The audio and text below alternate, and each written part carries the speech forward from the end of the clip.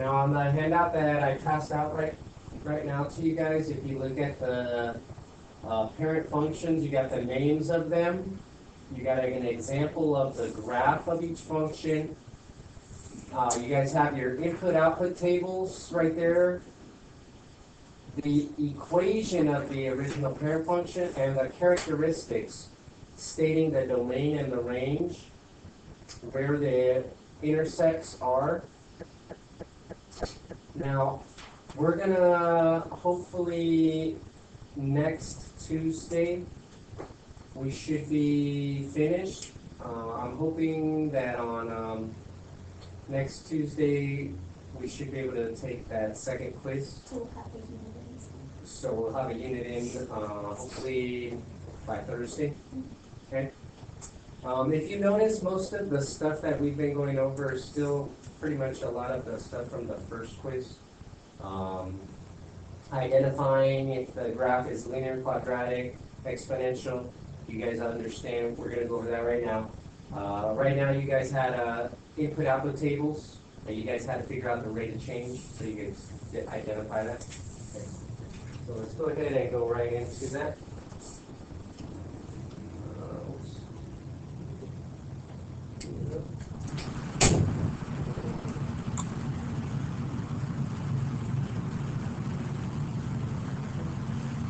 So on the problem right here, first thing we wanted to make sure is you're going to graph those points. Now you had to be careful because you had to pay attention to the x values that are using and the y values before you made your x and y axis.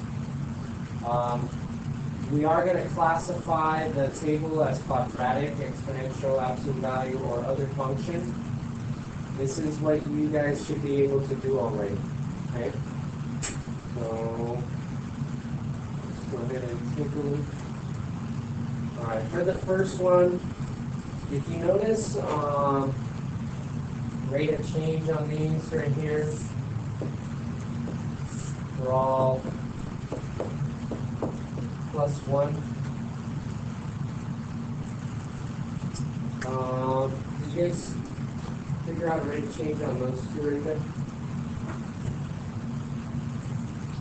So just with your calculator, you can figure that out. Alright, so the common functions here.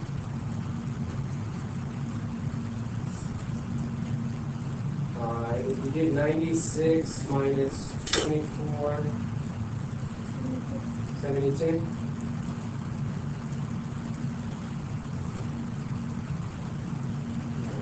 72 right there. What about 384 and 96? What do you get? 388.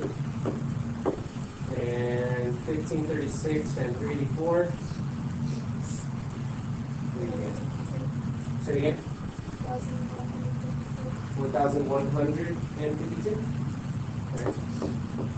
And 6144 and 1536. 4,608. Everybody good? Yeah, okay. All right, now I'm pulling out those numbers fairly quick. Everybody here able to give those? I just got each number. All right. From 72 to 288. No, not that one. From here? Yeah. Oh, okay. So if you multiply 24 times 4, would that be right? So let's check it. 24 times 4 gives us the 96. So let's just put this right here. Multiplied by 4 gives you the 96. Yep. Now you got to check it. Is that pattern going to keep happening? Okay. So you got to do 96, right? Times 4. 384. Okay. So I'm going to trust you there that everybody check 384 times 4. 1536. Yeah. Okay. 1536 times 4. 6144. Okay, so those are all working out.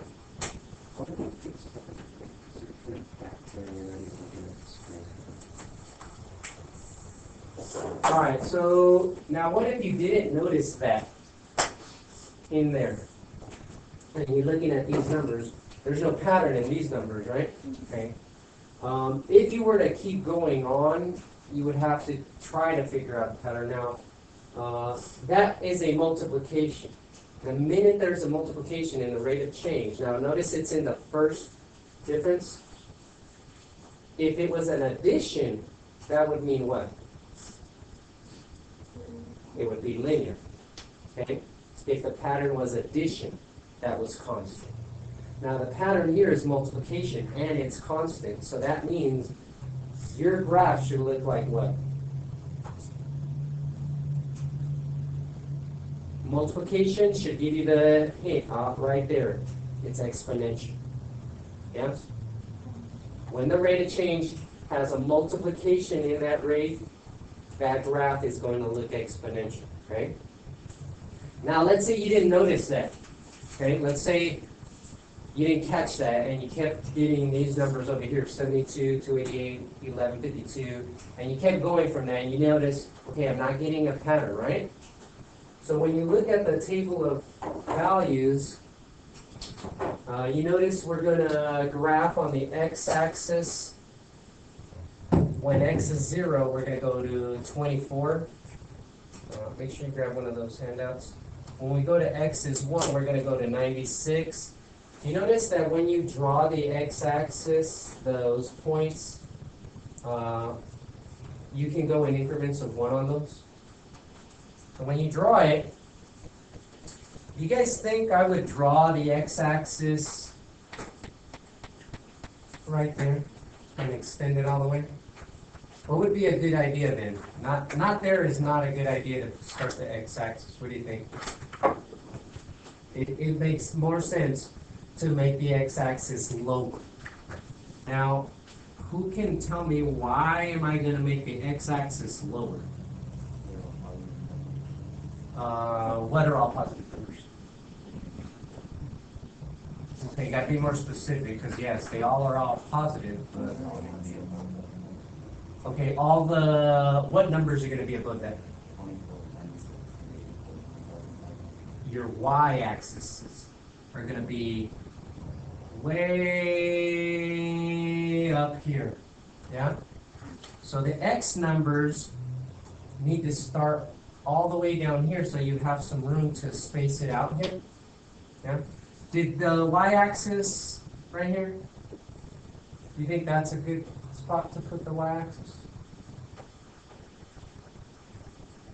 Or should I move it to the left more? Okay. For right now, I'm going to leave it right there, but it would be a better idea to move it further to the left, though. Yeah? So if you put it a little bit over here, that's fine. Now, here's why I'm going to tell you I'm going to leave it right there. I'm going to go here in increments. Every 2 boxes, I'm going to do increments of 1. Now, you guys, make sure you guys are grabbing rulers. I can't use a ruler on here because it messes up the touch screen.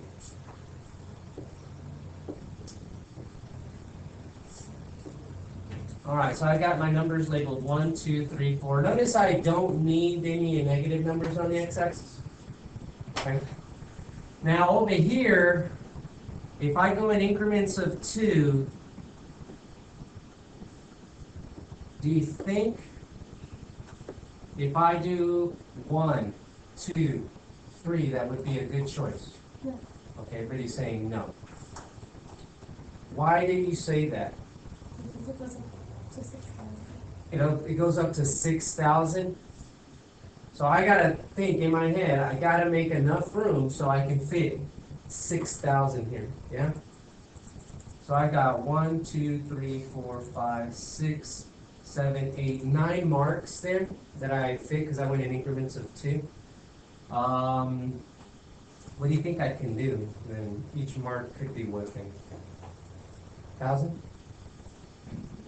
If I label it 1K, does it make sense? That means 1,000? Yeah? Okay. So the next mark would be 2K? Yeah? 3K? 4K? 5K? 6K. I'll put 7K up there. I know I don't have a number there for you. No.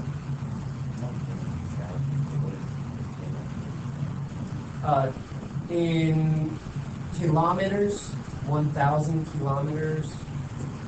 Usually in running events, you'll see it like that. Like you'll see a bunch of advertisements for races, 5K, 10K. Yeah. But they translated it so that way people still understand it means 1,000.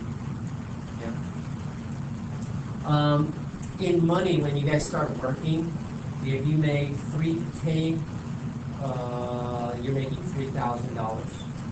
That's what that. It's kind of like common knowledge, I guess. Right? All right. So now that we've set up our X and our Y axis, does everybody understand why we put the X-axis so low? Those Y values needed to be able to go all the way up to 6,000. So had I started the X-axis way up here, I wouldn't have had enough room. And I would have wasted my space in that X and Y grid here. Right. All right, so from there, plot your points. Now remember, your points are going to be rough sketches at this point. Okay? All right. So at 0, I go to 24. Everybody okay with that dot right there? It's not supposed to be that high because half of that would be 500, wouldn't it? Okay. At 1, I go to the 96. It should just be a little bit higher than that first dot, right? You guys agree or anything? At 2, it goes to 384. It jumped up a lot more. Not that much higher, but okay. Now I'm already, technically my dot looks like it's almost at 1,000, right? Yeah. Luckily, number 3, at 3, you went up to 1536, right? So right there, I kind of saved myself because if 3 would have went up to like 900, I ain't got that much room to go up anymore. Yeah. At 3, 1500. So here's 1,000, 1500. So just a little bit above there. Can you start seeing the growth? It's getting bigger and bigger, faster. Okay. At 4, we go to 6,000. Yes. 4, comma, right here. And go ahead and connect your points.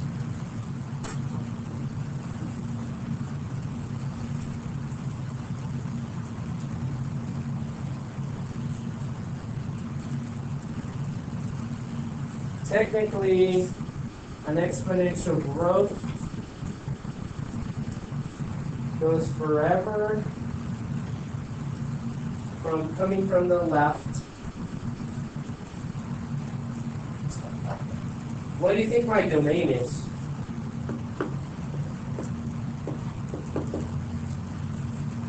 What do you think the domain is?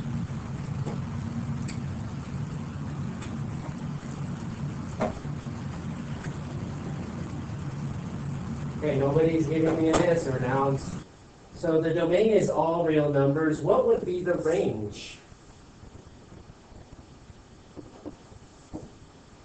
You guys are scaring me because I am not getting people that should be just, hey, range, I know the range. They're scared. From 0. From 0, it's never going to touch 0. From 0, though, to Positive infinity. positive infinity. So you would say, let me see, x has to be greater than 0, and x goes to positive. You could say that. Or you could say from 0, you could also say 0 to positive infinity. That's the range.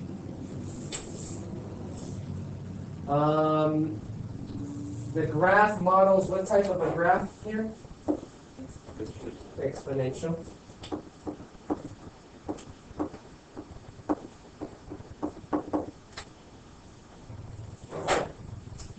And do me a favor, go ahead and type in your graphing calculator this equation, y is equal 4 to the x power.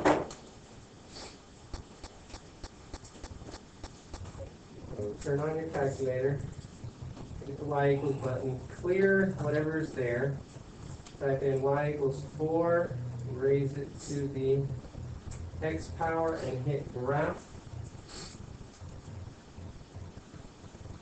Alright, you guys see the graph that I have up on the screen? Okay. Could I check the table of values? Remember how to do that? Somebody second, and then hit the graph button because that's where the table is.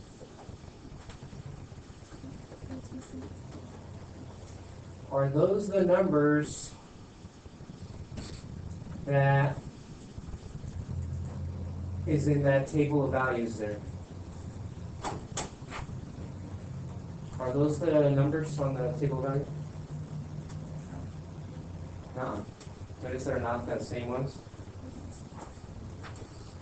Here's why. What do you know about that point right there? What do you guys know about that 0,24? That's the y-intercept.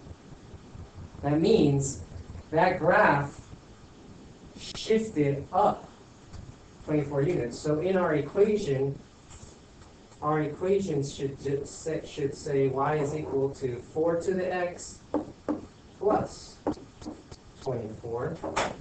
So go back to the y equals, scroll over till you get out of the exponent. Hang on. And put y equals 4 to the x plus 24. And go ahead and hit graph on that one now.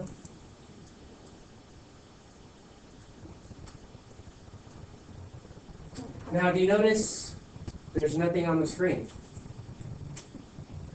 Nothing is on the screen, and here's why. Everybody see the window button? Hit the window button. You guys see this screen on your calculator? Yeah? It's because your window has a maximum of positive 10 and a minimum of negative 10. So will the y-intercept be in that window? No, the y-intercept is at 0,24, right? My scale is in increments of 1, and you notice on the y-axis, I'm in increments of 1 with 10 max and negative 10 minimum. So in my graph, I can't see it. So what we got to do here is hit zoom and scroll down to zoom to fit the picture. I need to get your graph calculator right now.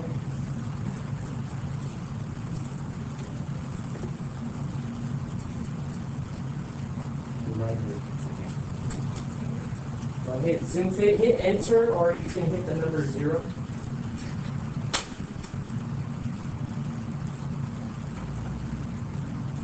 Alright, did it pop up? No? Yeah? Okay. Go ahead and hit second and table. And take a look at our input-output table. You see we're still off? We're still off here. So we're at 0,25, 1,28, 2,40, 3,8, 88, 5,1040. So let's take and 4,6144. Okay. So our graph then was 24 times 4 to the x. All right. So there was our exponential. Now on the quiz when you take it, I think you're only going to have one problem that you're going to have to give me the equation of it, and I think it's a quadratic. Okay. But you guys, it took a little time on this exponential one. You guys see the first rate of change though over here? That's this first part right here. And our table of values weren't working out, so when we did this second part here in the middle, it's to try to figure out what's missing in that equation. Yes? Okay. All right, on the next one. We're going here, that's what, plus 4. That's how much? 15. And then how much right there? Are those numbers right? Yeah. And then over here we've got plus 40 plus how much? 150. And then plus 300. Okay, when you look at that, I don't see a pattern in the first terms on the x's, and I don't see a pattern on the y's. Does that mean we can't figure out anything then? No. Now remember how to figure out if it's linear? Do a division of the rate of change. So 40 change in y over the change in x. 40 over 4 is 10. Okay, the next one would be 150 over 15. 150 over 15, 10. And then the next one would be 300 over 30, which is 10. Okay, what is that telling me in that rate of change? It's a linear. That's a linear graph. Okay? You guys getting? Now notice in the one we just did earlier, there was a pattern in the x's. There wasn't a pattern in the y's, but that's because we didn't notice it was a multiplication. It was not an addition or a subtraction. Yeah? Okay. So there was no pattern here on these x's and the y's, right? But you see we had to go to the actual rate of change of it to look at it. You understand why on the last one we didn't do that? There was a multiplication there. That's automatically going to tell you it's exponential. Yeah? Okay. So this is a linear equation. You notice I'm not going to need my x values to be any further than 0. And you notice I'm going to have to go to the x values all the way up to 50. And then my y values are going to go from 10 all the way to 500. So when you're drawing this, you got to keep that in mind. Should I draw the x-axis high or low? I'll say low, yeah, would be a good choice. Well, let's go back. Let's go down here. And then my y-axis, should I put it in the middle, to the right, or to the left, you think? To the left would be a better choice. Everybody understand why we're going to choose more to the left then? We need to try to maximize the space we have. So I'm not going to go all the way to the left. I'm just going to go enough where I have that space. So everybody see my x-axis and my y-axis right there? Yes? All right. So I'm going to go on the x-axis. Should I go in increments of 1 on the x-axis? No. You got to go all the way up to 50. So let's do every 2 marks. We're going to label how much you think would be a good idea. 10? Okay. So let's say 10. If I mark that as 20, that would be 30. This would be 40. That would be 50, yeah? Look at the way I labeled it. Do you notice I didn't put every mark there? But do you notice, could you figure out that mark means 10 then? So do you see, you don't have to label everything, just enough so that it's consistent so we can see, okay, how are you going in your increments? Okay, is everybody okay with that part right there? Yeah? What should I do on the y-axis? Now I want to stay with the every 2 marks a bar, yeah? Okay. I don't want to make everything so crammed up that the graph you can't really distinguish what's happening, okay? So I'm going to go every 2 again here. Okay. You notice I only got 1, 2, 3, 4, 5, 6, 7 marks I'm going to be able to use? I need to go all the way up to 500, right? What do you think would be good increments to use? Hundreds? Probably hundreds would be a good choice. 100, 200. Notice I didn't write 200, but I skipped to that mark. So that's 400. This is 500. Okay. Is everybody okay when how we're figuring out, okay, how do we label, where does the x-axis start, where does the y-axis start if you're given something like this? Yeah? Okay. All right. So now just plot the points. So 1, 10, you see 1 is going to be way here and 10 is barely going to be moved out of that origin spot. 5, 50, well if this is 10, 5 is right here, isn't it? 5, 50, if that's 100, 50 is pretty much right there. 20 is right here. 20, 200, and that would be 200 right there. 50 is right here, 500. 500. Does that look pretty close to a straight line almost? I might be off a little bit. If your picture's off a little bit, that's fine. Let's try to check with your points. Are they pretty close to a straight line? They're pretty close to a straight line.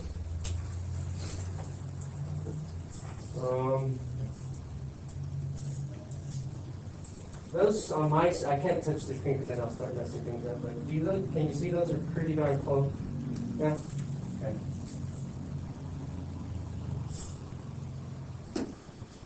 Now I need to show you something. That's a straight line, and a linear equation is written in y equals mx plus b. Yes. Everybody, eyes up here. What does that b value represent? The y-axis. The y-intercept, where it touches the y-axis. Yes? All right. Do we know the y-intercept? No.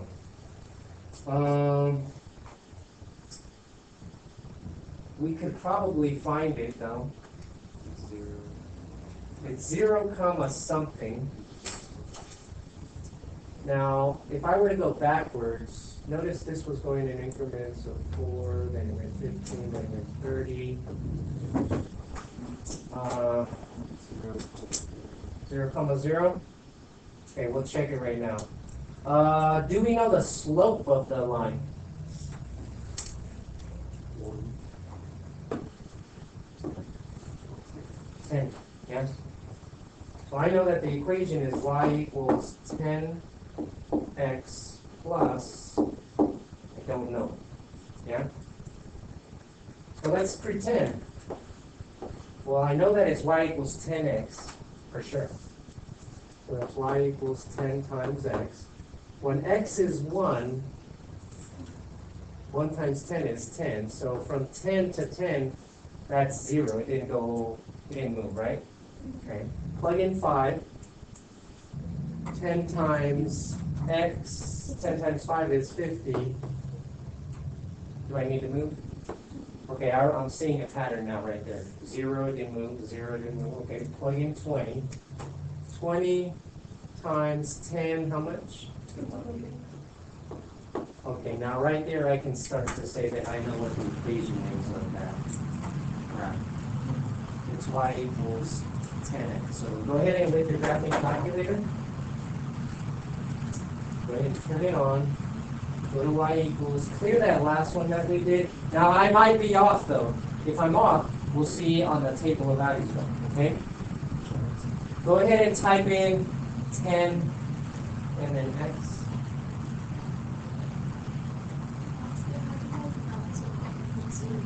Oh, okay, I'll show you right now. Do you know how to get out of it?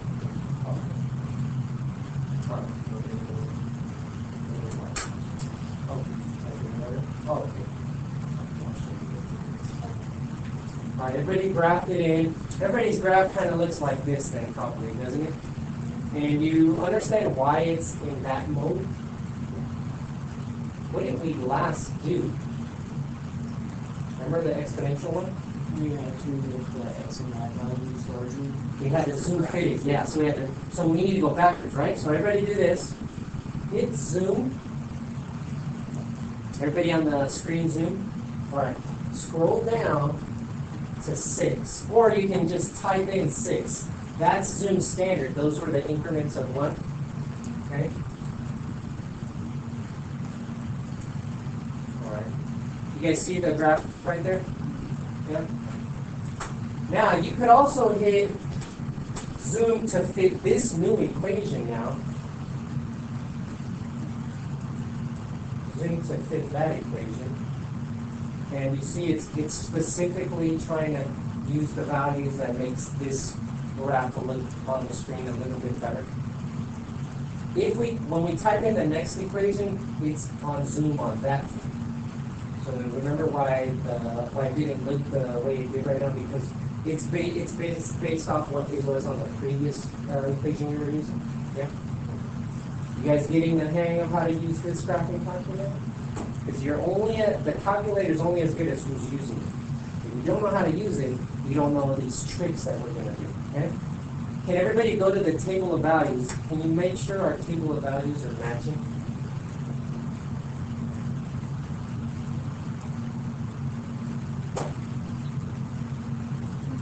Now, should I freak out right now? This is going in increments 1 to 5 to 20 to 50, right? Does that mean this is off? No. It's just this table of values is showing all of the numbers from negatives, whole numbers, to positive whole numbers. And you see that the y-intercept is at 0, 0? I didn't see that. I don't know how you saw that. But do you see when I'm checking what I do know? If I notice that the pattern right there is 0, I know that all the equation has is just y equals 10 to the x 10. So in that last one, in that exponential function one, if that pattern would have been a 0 again, it would have just been the y equals 4 to the x power. Yeah. Okay. You get an idea of how to use this middle part to try to figure out the rest of the equation? Yeah? Okay. All right, so everybody agree then the equation of that line is y equals 10x, and you can say plus 0 then, if you wanted to. Because technically the y-intercept is at 0. And that's really just y equals 10x. Yep. Could I get any values now for any x value? All you would have to do is plug in x for 1,000, and it would tell you what the y coordinate be. Yeah?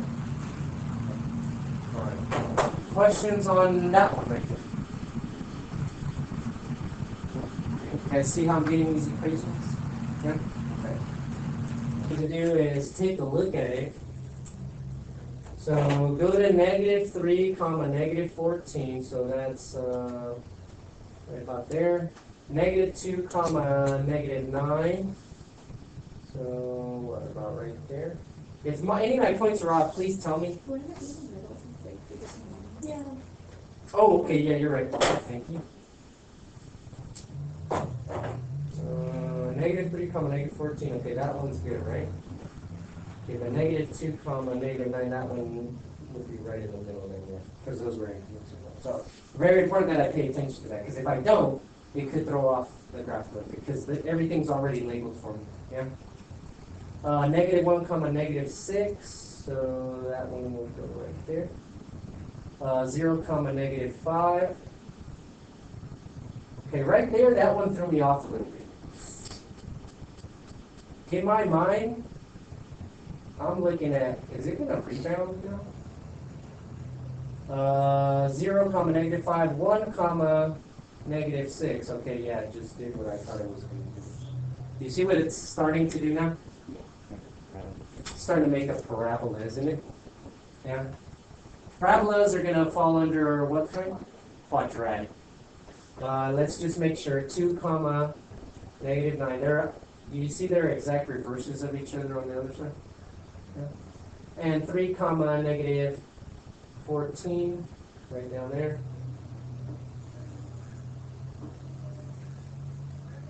That's a quadratic equation. That means this quadratic equation is going to have some constant rate right here. Did anybody figure out what that rate was? Hey, you guys need to start doing this. I can't do everything for you. On the right side, the rate was +5, +2, +3, +1, +2, +5. +5, +2, plus, after +2, what'd you say? +1? It was +2, +3, +1, +2, +5. Okay. Over here, everybody agree these are just +1s? So when I do the rate of change, it's going to be this number over that number, which should be constant. So now let's check. From negative 14 to negative 9, that's +5, right? From negative 9 to negative 6, though, that's a +3, isn't it? Yeah? Oh, okay. From negative 6 to negative 5, that's a +1. And from negative 6 to negative 5, that's a -1.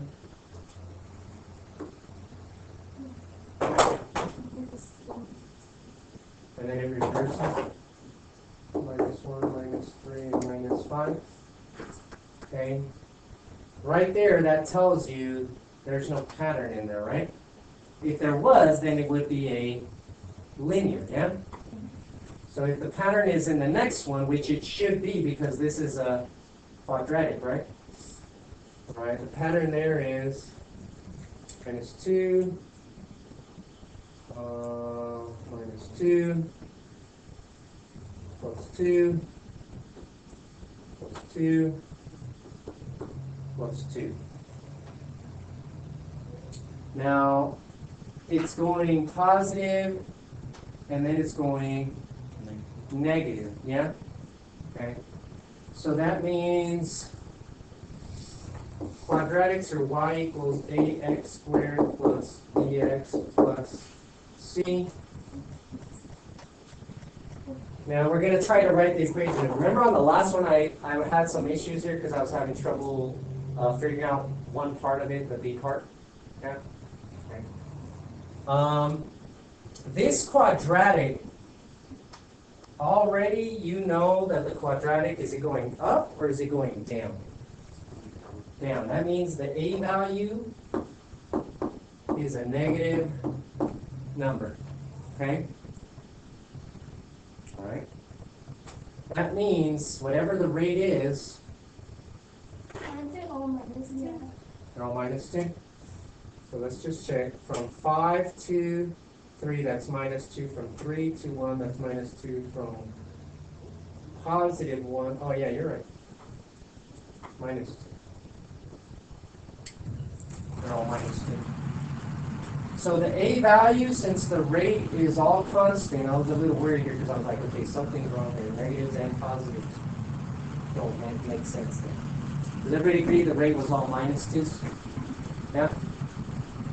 So the rate, to get the a value, is whatever your rate of your rate is, divided by 2. So -2 divided by 2 is a -1. So we know our a value is -1. I know the c value, it's already there in the table. Everybody see it? It's -5. It's where the liners are. That's your c value. So there's your a value, there is your c value. Yeah? The part that's missing is the bx, right? So, I'm going to need this space here because I'm going to... Can I erase that part right there? They were all +1s. Okay? All right. Remember, I'm going to separate that middle right there. Yeah? I need some space there because I know that the equation so far is negative 1x squared. I don't know what the bx term is, right? Do I know the c term? Yeah, negative 5. So that's y equals negative 1x squared minus 5. Okay? And we can cheat a little bit here. Well, not cheating, but everybody go to the graphing calculator real quick to try to make this a little bit simpler for you. Then turn it on. Hit y equals. Go ahead and erase that one that we just did. Type in y equals negative 1x squared minus 5. Now, everybody make sure you use the negative under the button 3 to start it.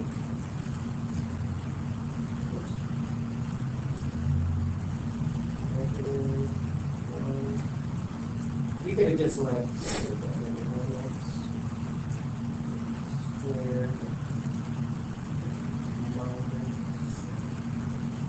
Okay, does everybody see that on the screen? Is that what you have typed in? Yeah? Okay. Let's go ahead and hit, let's just go to the table values, second table. My screen shows 0. You guys see it? I need to scroll up till I get to negative 3.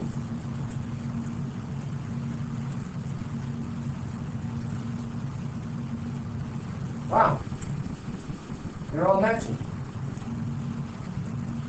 Yes? They're all matching. So that means when I plug in negative 3, I get a negative 14. That's a 0. Yeah? When I plug in negative 2, I get a negative 9. That's a 0. I'm already noticing, I already know the equation. The equation is y equals negative 1x squared minus 5. Yeah? Now, what if everything didn't match? That's where we have to start figuring out, okay, how much is it difference? Yeah? Right? Everybody. That means the Vx term then is really like this.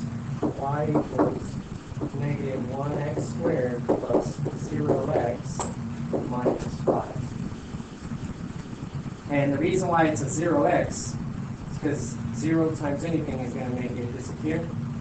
And all you're going to be left with is that y equals negative 1x squared minus 5. Does everybody agree our table matches identically? If it didn't match, we were just going to take the difference from this number here and that number there. Yeah? And you notice the difference is 0, 0 on all of them? That's going to tell me my pattern of B is a 0.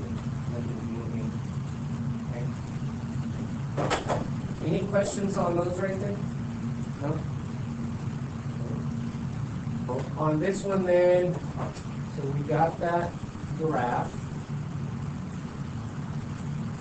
Alright. So we got all of those models identified. Now I need to make sure I want to get into independent variables and dependent variables. Okay? So over here, you got 2 examples already given to you guys with explanations. So you got the rate of change over here is 1s. Over here, the rate of change is a multiplication of 1.17. If that rate of change on the second part is a multiplication, that automatically labels the graph as exponential. You guys okay right there? Yeah. Now over here, look at this example number 2. If you notice the rate of change, notice what is the rate of change on these numbers here and these numbers here? There's nothing there. Remember to check to see if it's linear by doing the y divided by the x, because those rates might be constant. If those rates are constant, that automatically makes it linear. Okay? If it doesn't match, then go to the next difference.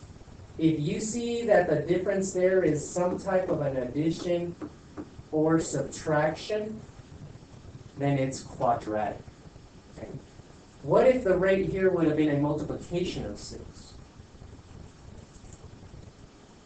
Then we go right back to its exponential. Yeah? It can still be exponential. On the second rate of change. Even if the rate of change is multiplication on the first pattern, exponential. Yeah. If the rate of change is a multiplication on the second differences, it's exponential. Yeah. Okay. Now, if it's addition or subtraction, then if it's in the first difference, it's linear.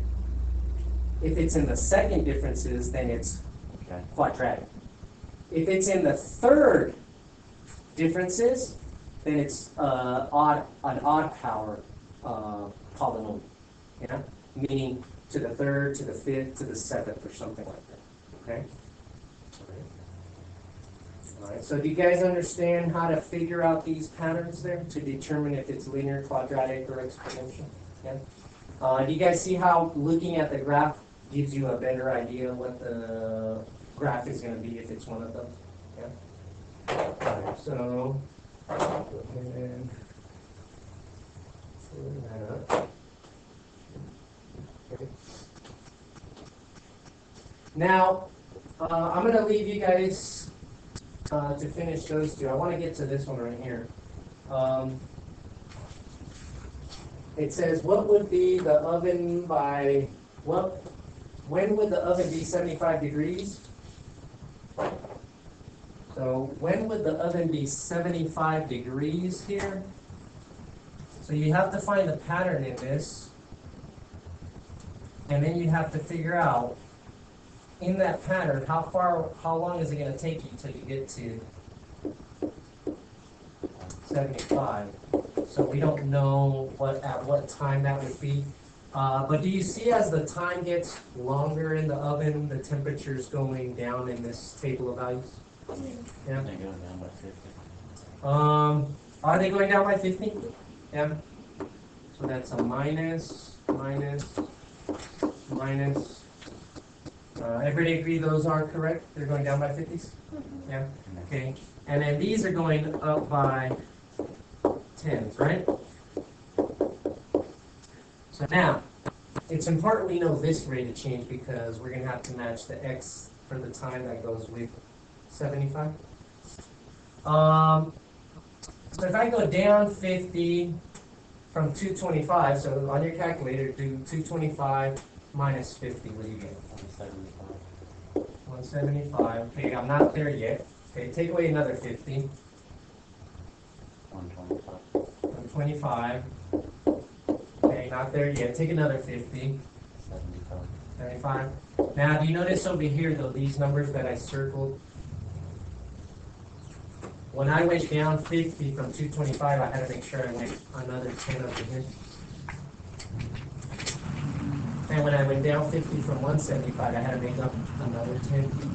So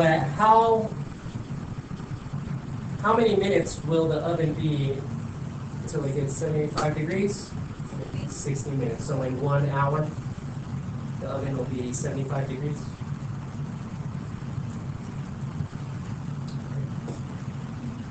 All right. Any questions on that part right there? How we figured that part out? All right, go ahead and try to get this one right here. At what value will you get when x is 8? Give you 1 minute. What value is when x is 8?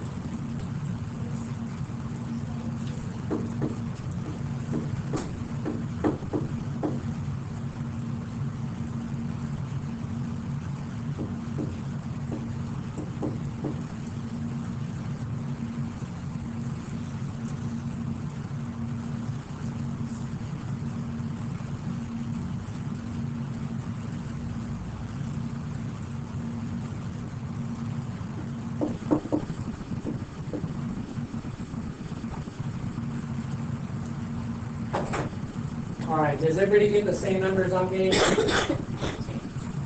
Yeah? Now I wanna show you something. Our rates here are constant ones here.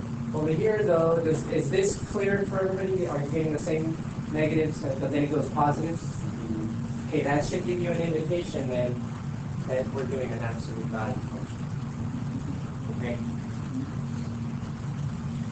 If you were to graph that, that should look like a B. Okay? Now, how do I get the y value when x is 8? What's the y value when x is 6? 9. What would be the y value if x was negative 1? Negative 7. No. It'd be 11. 11 minus 2 should give you the next one, right? That's how I get the 9. Make sure you can go both ways, forward and backwards. Okay? When x is 7, what do you get? Okay, so I'm starting to get worried because some of you guys are looking with a blank face there, and I don't know if you're getting this right now, okay? I'm not getting questions though. When x is 8, y is 13. 13, okay, that sounds better. Do you see how we figured that out? Yeah. Notice the x part, those are your input values. These are also referred to as your independent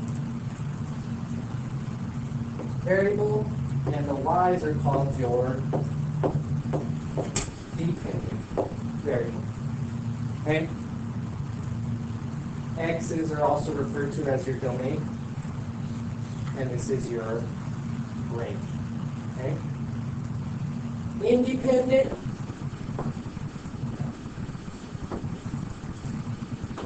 all of these x values. Okay? The y values depend on whatever x value is being used. Okay? Now this function right here, if you look at it,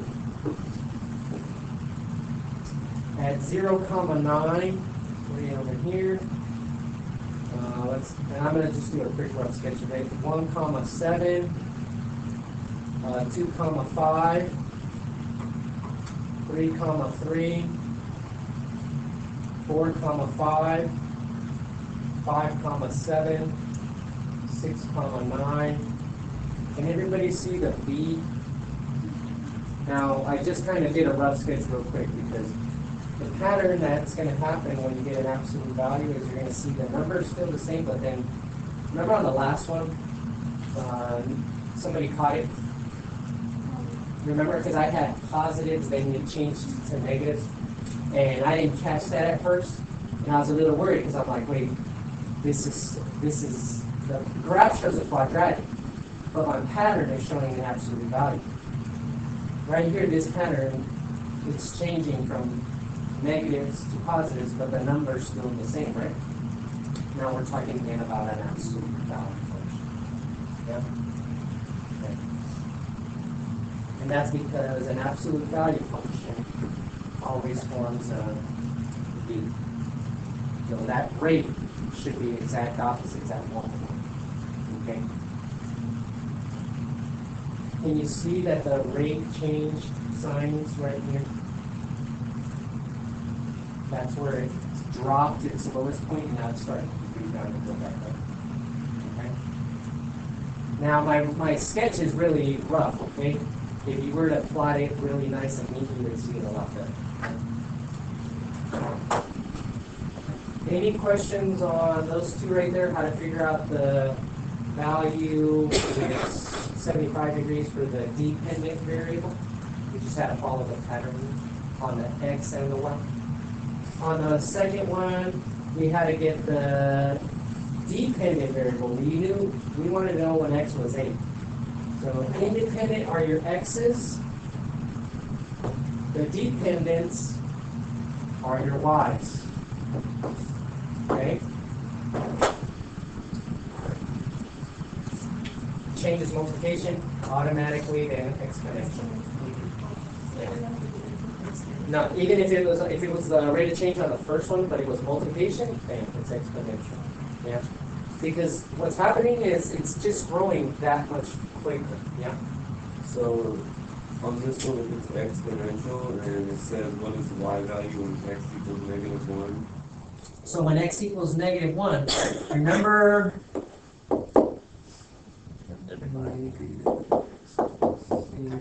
how we, on the last one, the rate of change, once you figure out the rate of change you're getting at, and I might have these variables mixed up right now, okay? But if you know what that rate of change is it on this one right here, the first one? Yeah? If that rate of change is a constant number, that's what this value is, yeah? Okay? What did you get as that rate of change, by the way? It's in the second difference, right? That you got? Yeah, the It's first one is 1, 2, 4, 8, 16. 1, 2, 4, 8, 16. Okay. And then from there you got times 2, times 2. Okay. That rate of change is that number right there. Okay. So now what you can do is go ahead and type in on the graphing calculator. Oops. Oh, I need to pull up my graphing calculator. So on the graphing calculator, we're going to hit y equals. Let's erase that one. And what did I say? 2 to the x?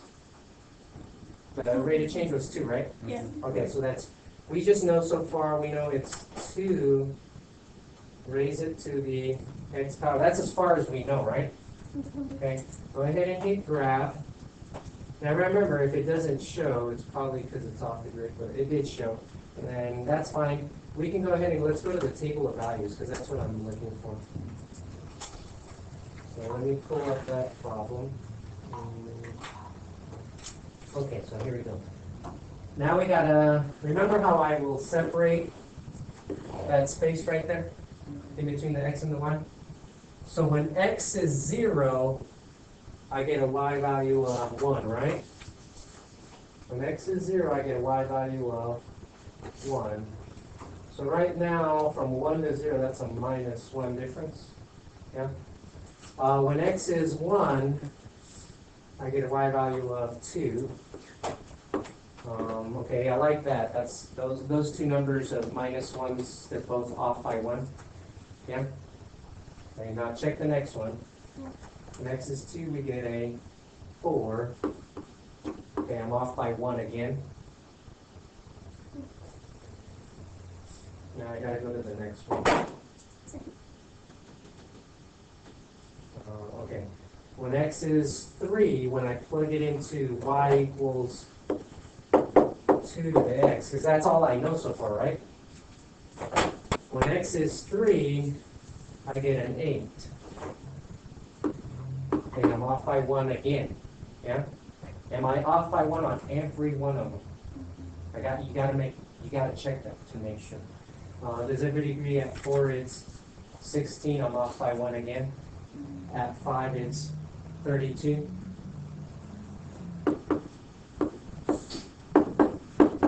That means this pattern right here says this is y equals 2 to the x minus 1 on every one, because I'm only off by 1 on every one. Now, remember, what if it would have been a multiplication off? Then that's when this number, there's something in front of it being multiplied. Remember how you figured out the 24? Yeah? Okay. So now go ahead and go back to y equals 1 and scroll out of that part and just put -1 now.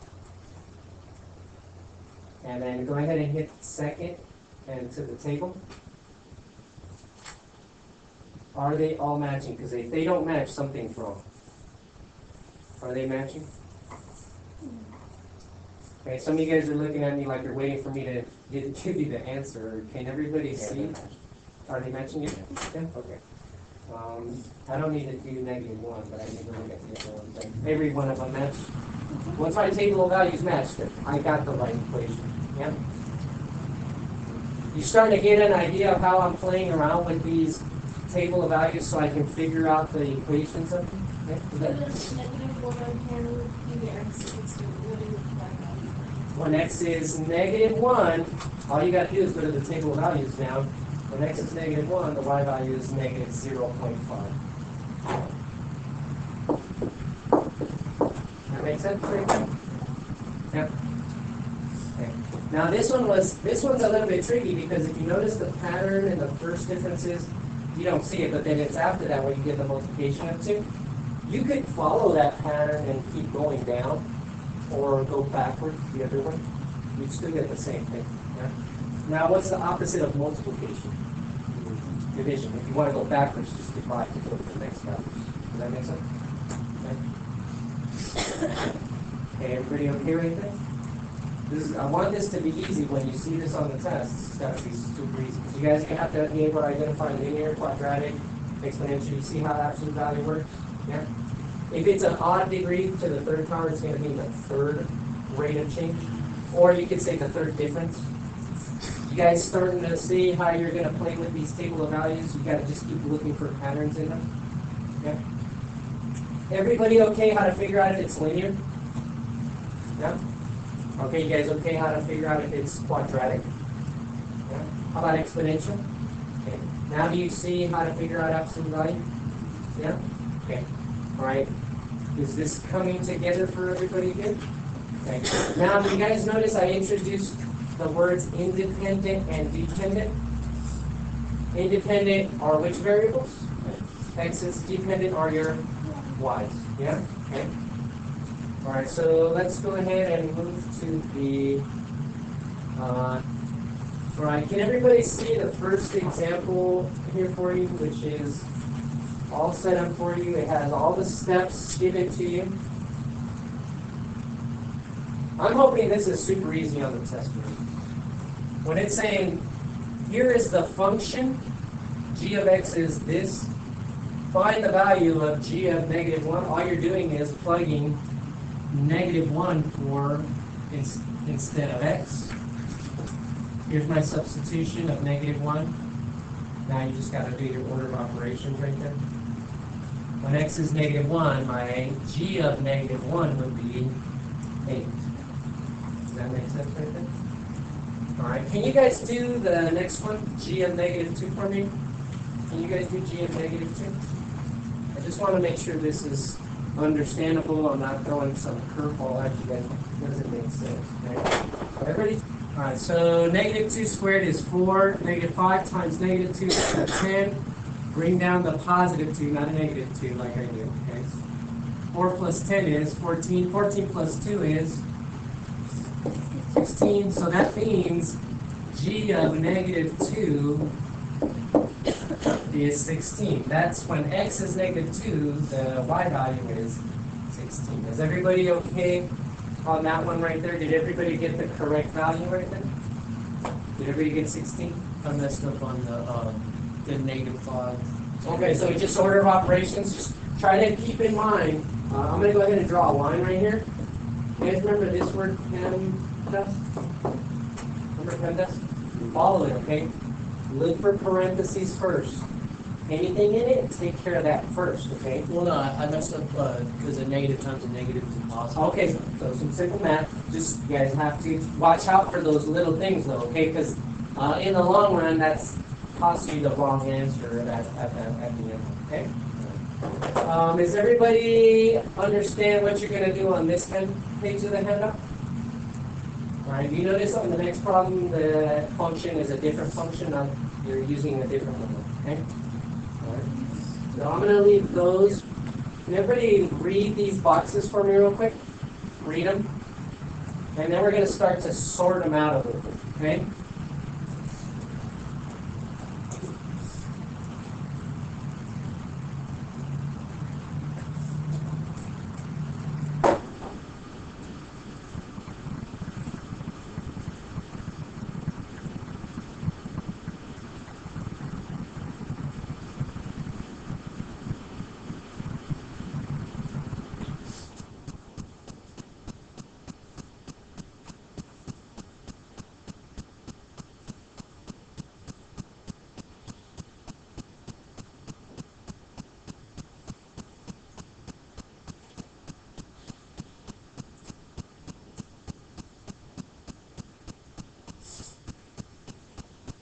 Okay, so let me give you a hint. Go ahead and circle this box, the number of people in line ahead of you. And go ahead and circle this box, the length of time you will need to wait.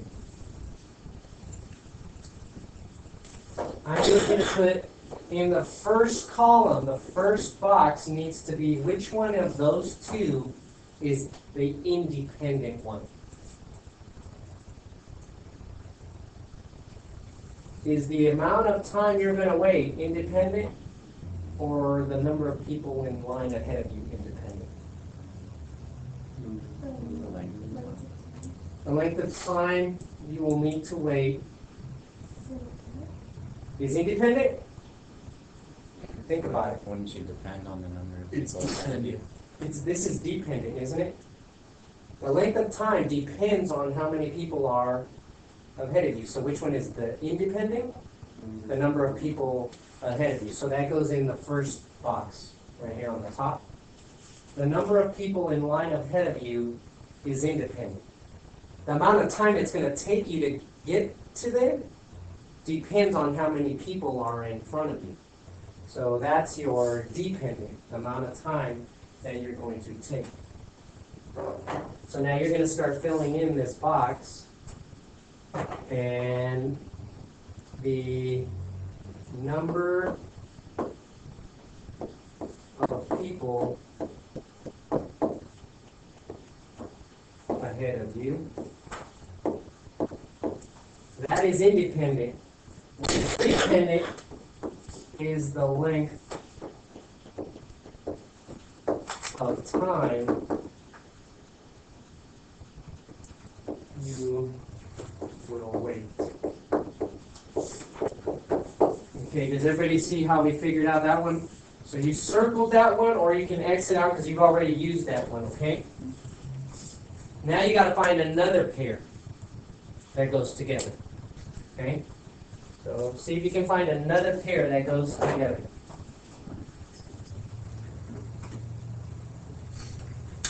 X out the one we already used. So we're not going to use length of time, and we're not going to use the number of people in line ahead of you. Can't use those anymore, okay?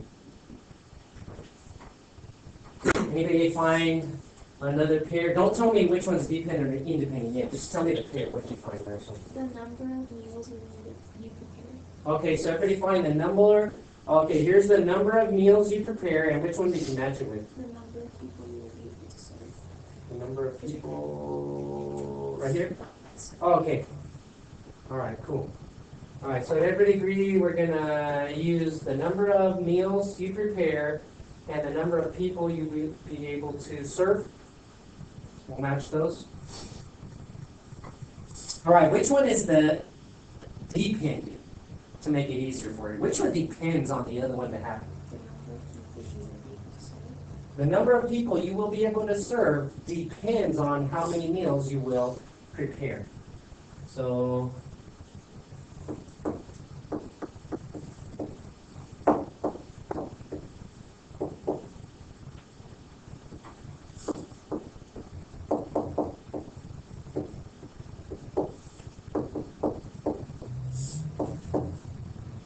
number of people you will be able to serve depends on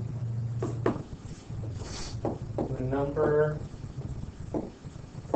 of meals you prepare. All right, so let's pause right there for a second. All right, out of the first two that we did, does everybody get the idea how you're going to match the rest of that table right there? Yeah? All right. And here's what I'm trying to get you to focus on. What is the dependent? If you can figure out what is the dependent, it'll be a lot easier. Something will depend on another thing, okay? All right. So you're going to finish that part of the handout. I'm kind of running out of time here. On the back of the handout, you're going to do the same thing. You're going to identify dependent and independent variables. Okay? And the rest of the handout that I'm gonna have to have you guys do a lot of the rest of this handout at home, and we'll try to go over as much of it as we can on Tuesday next week. But for right now, the rest of the handout is pretty much everything we've been doing now. Okay. All right, so if you go home and do nothing and come back here with nothing done, you're already making it that much more difficult for you. Okay. You have students.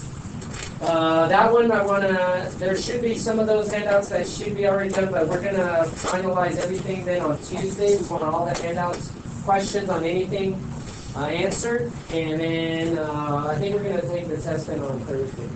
Okay, yeah. Do we have these two? Thursday.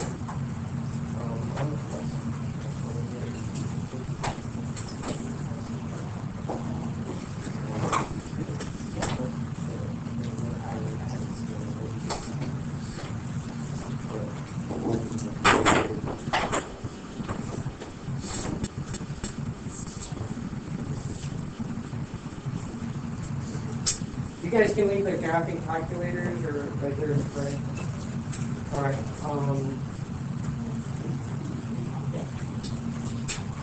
Send right here to this.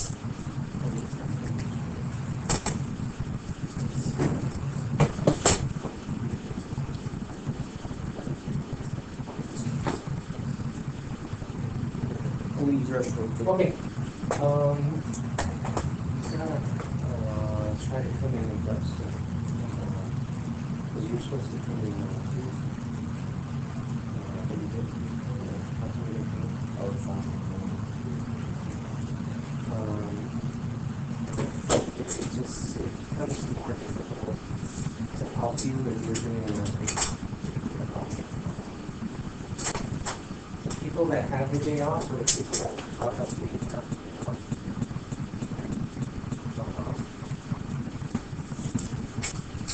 I have to write a choice report because you're not doing what I'm asking you to do. So that truancy is going to stay on the record. If you get a certain amount of truancies, then you can get that. That's the thing you have to make that happen.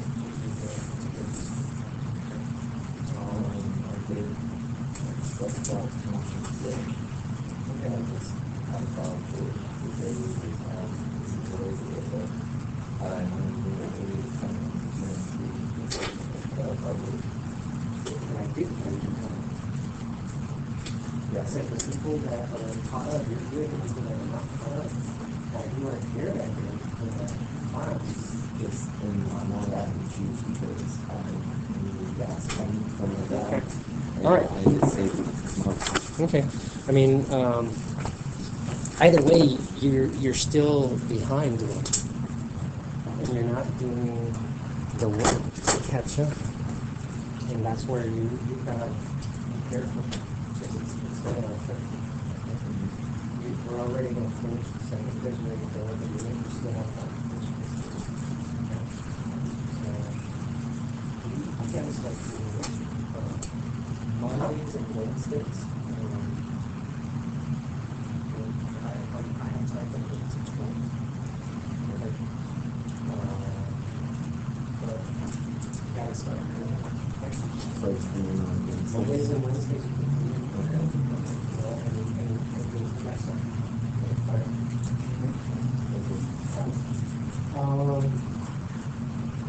The test you get missing. Yeah,